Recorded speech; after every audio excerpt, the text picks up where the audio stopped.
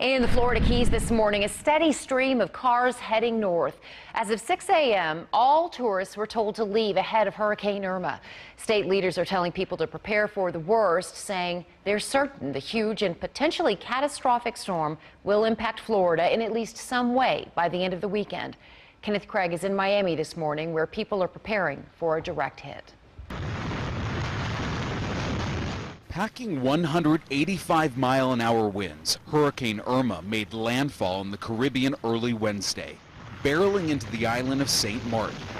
The storm flooded a harbor, stranding cars. Irma is the strongest hurricane ever recorded in the Atlantic. This is the view from the eye of the storm. In Puerto Rico, the island's 3.4 million residents braced for the worst.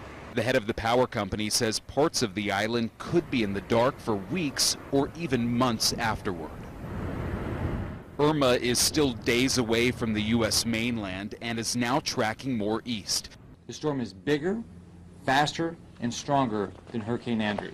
Mandatory evacuations are already in effect for the Florida Keys, forcing people to get in their cars and leave. Elizabeth Prado lives in the Keys. This is the first time in 51 years she's evacuating. I've been through George, been through Andrew, been through Wilma, but I'm not staying for Irma. No, not happening. And in Miami, residents filled up sandbags. State officials are urging residents who live in low-lying areas in Miami-Dade County to start evacuating as well, although it is not mandatory. Kenneth Craig, CBS News, Miami. And Irma has already slammed into several of the most popular islands in the Caribbean, flooding streets in St. Martin and tearing down trees in Antigua.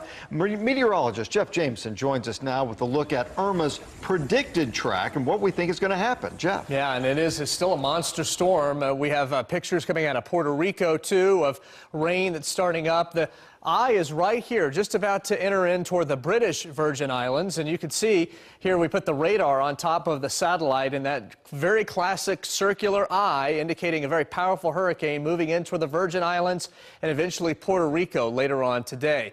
Latest path came out a few minutes ago. Still, we have maximum sustained winds at 185 miles an hour.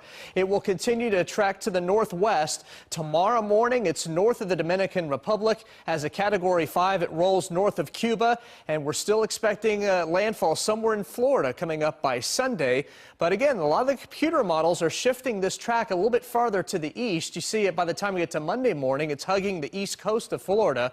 We'll take a look at some of those various computer models and what they're indicating, plus two more tropical systems out there as well. We'll look at all that coming up in a bit.